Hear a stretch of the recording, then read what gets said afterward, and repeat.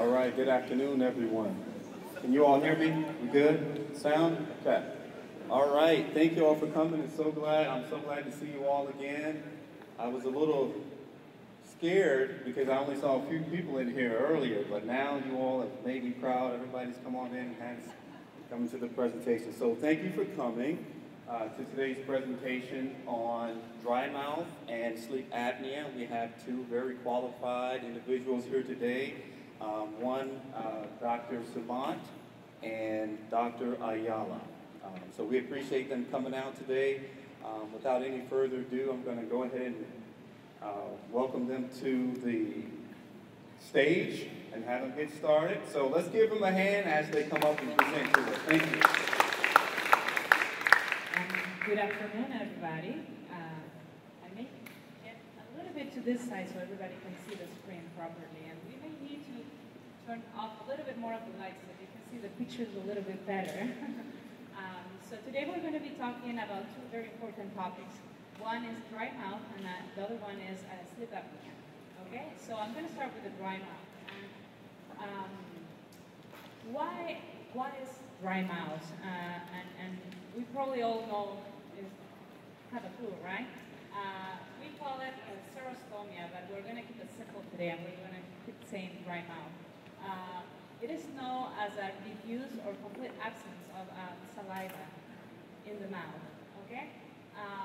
It can affect at least 20% of the elderly population in the United States, and I will try to say that that's probably a lot higher number than in real life, okay?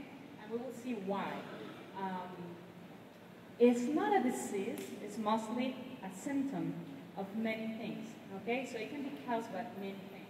So the main ones are going to be the radiation to the head and neck to those patients who have cancer and they have to undergo radiation therapy. But the biggest one, I would say, is the medication, and that's why a lot group of the population is going to fall into this one, because who doesn't take a medication nowadays?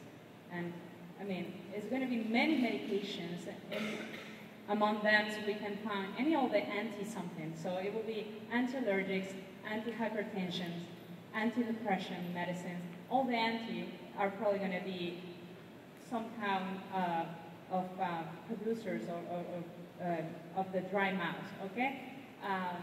Here in Gainesville, who doesn't have anti-allergics during the springtime? Pretty much everybody, and that can cause dry mouth, okay? So, and I won't ask you to raise your hand, but I'm pretty sure that at least 50% of the people in this room take some kind of medicine, right? So that's why this is going to be very, very important. And then the other ones can be inflammatory or immune conditions like Sjogren's syndromes that can affect different things, and among them will be the salivary glands in your mouth, decreasing the salivary flow. So why do we care about dry mouth? I mean, yeah, it's inconvenient for the patient. Yes, it's not fun to have because of all these things. So it's a sticky, dry feeling in your mouth. You constantly feel thirsty. So you pretty feel like this girl that you cannot see very well, but most of our dry mouth patients want to do this because they just feel dry, okay? And a dry throat, sore lesions, it is hard to talk, hard to eat, hard if you wear any kind of prosthetic in your mouth, any partial dentures or any complete dentures, it's going to be an inconvenience because you're not going to have the saliva to be able to keep it in place and function properly. So it's very important. It's very dramatic thing for a patient who has a very distinguished dry mouth condition. And because you don't have that protective layer of saliva in your mouth, then things are going to change. The environment on your mouth start changing, so the bacteria act differently in your mouth. Okay, so you don't have that saliva flow that wash all the bacteria out and help you keep everything clean. So you start having dental decay, and it's very common to have it on the neck of the teeth. It's very, very common to see that with dry mouth patients. Okay. And if I'm, another thing is bad breath, because if you don't have that, your mouth feels dry, bacteria are probably higher in your mouth, so you can also suffer from bad breath, and that's not a good thing either. So it definitely negatively affects the patient quality of life, impacting how they live every day, because the food tastes different, because all of the things that we already say, okay? So what we can do about the dry mouth? So ideally, what we want to do is identify what's the underlying cause, okay? So that sounds pretty easy, but sometimes it's not that easy to find, okay? Especially when it's due to a medication that you're taking. You have to put on a balance what is more important. Can the patient afford to be off that medication? Can we switch the medication? Or we just have to handle the dry mouth and prevention to keep everything better and just deal with it, okay? So many times what we do is just this that we have here. So the first thing is prevention. And prevention is because we need to be more thorough with our oral health. We have to be more thorough with our dentist visits. And we need to do other things, maybe special things that we're not used to do, just to keep everything as clean as we can, okay? Patients usually have to have a bottle of water with them so they can do, you know, many sips throughout the day to keep everything lubricated. We have many products on the market that are over-the-counter products where you can have some dry mouth gum that will just increase the existing salivary fluid that you have in your mouth. So it will help you just to stimulate the saliva in your mouth, so you can have a little bit of that protective effect, okay? Some people will need to use some gels, especially before bedtime, so they can cover all the cheeks and all the teeth with the gel before they go to bed. And some other people will need some more than that, and will need prescription medicines that will stimulate the saliva flow in a different mechanism, just to try to help them to get a better option. Okay? So the most important thing on this is that the patient has the main role to control and handle this symptom that is so important. So difficult to handle, because if the patient doesn't take things on their hands, everything goes down the hill, okay? So,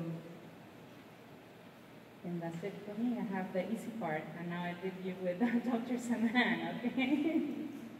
And we will go through the questions at the end, unless anybody wants to make a question right now. You are in a trait of having two different accents here this lunch hour. You probably wonder why a dentist is going to talk about sleep apnea. And I am actually one of the few sleep dentists here in town, and I help patients who cannot tolerate the CPAP machine and still need help with their sleep apnea. And let me just get my finger on the right button, and then we'll start this presentation. So I'm going to first go over a little bit about sleep apnea, so that everybody is on par what that is all about. So, what is sleep? I should have actually formulated the question a little differently. I should have asked, why do we sleep? So, what would you say? That's good, yes. Uh-huh. That's right. And actually, I would say that it is the most important part of your day, the sleep. And the unfortunate fact is that in America, about 32% of Americans sleep 6 hours or less, and that is not enough sleep. How many people do that here? Yeah, that's a large percentage. So you are really not having the best part of your day. You're not sleeping enough. And so the sad news is that about 23% of adults actually fall asleep. I see there are some officers here, and they fall asleep behind the wheel, and sometimes the accident rates are higher with sleep apnea patients. So one interesting thing about sleep apnea is that there's a lot of people who snore. I mean, you probably know many people who do that, your spouse, maybe your sister, brother, but it doesn't have to mean that you have sleep apnea. So snoring and sleep apnea don't always go hand in hand. However, out of those 40% who snore, there are about 9% of men and 4% of women who do have, that wasn't me, who have signs of the obstructive sleep apnea on testing. And then a part of those people kind of show symptoms and signs during the daytime sleepiness, they cannot perform well, and so forth. So this is the list of signs and symptoms of obstructive sleep apnea. And I'm sorry, I have to turn my head a little bit, I have to cheat a little. I didn't memorize my list, I know it, but I have to turn a little bit this way so I can go over it. So you snore and you have intermittent pauses, and you kind of stop breathing while you are sleeping. You have excessive daytime sleepiness, meaning that when the 3 o'clock, 2 o'clock in the afternoon comes around, you just want to have that cup of coffee, a big glass of Coke, which is, by the way, not good if you have the dry mouth. And then you just would like to have a little nap. Sometimes you can awaken yourself with gasping or choking. You feel very non-refreshed when you wake up in the morning. And you can suffer from poor memory and clouded intellect. You can sometimes have irritability and change in your personality even. And also there can be things associated with decreased sex drive and impotence. And a lot of people suffer from morning headaches if they have not slept well. And then also GERD is a very common symptom with sleep apnea patients. So what causes sleep apnea? So these are some of the risk factors. If you are very, very significantly overweight, that will obstruct the structures through which you breathe. Increasing age, because things kind of loosen up a little bit when you get older. And also, male gender is associated with increased sleep apnea. We also sometimes can detect anatomic abnormalities of the upper airway. You can have polyps in your nose, or have chronic allergies, and that causes thickening of the mucosal lining. And some people even have family history, and then if you have alcohol and sedative use, that can play into this equation. So here is one picture that shows what happens to the structures when we sleep and obstruction happens. These obstructions, by the way, can be complete or they can be partial. So here, patient is lying back, and usually it's just the tongue and the upper airway that kind of collapses further back, and you get the obstruction right here, and air is not going to go through, and then your brain starts saying, hey, my CO2 levels go higher up, and I'm not getting enough oxygen into my body, and then you gasp air. That's how the apneic episodes happen. And I don't know if you can see this well, but there is a very typical throat form of a patient who can suffer from sleep apnea. So the uvula is very large, and the tongue can be also somewhat big. Now, so where do I and other sleep dentists come into play? The gold standard for the sleep apnea treatment is and will be,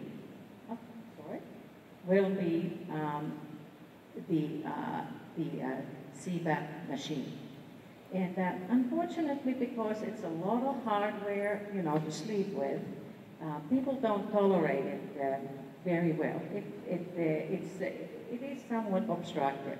But if, you know, you have to have it, you try your best to sleep with it.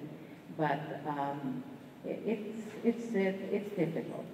So here, the air, you don't get any more oxygen from the tube, but the air pressure will blow into your nose, and sometimes if the mask is covering your mouth as well, it will open the airway with the air pressure from the tube. So this pile of stuff is here, what we make. And these are oral appliances for the sleep apnea, and also for snoring.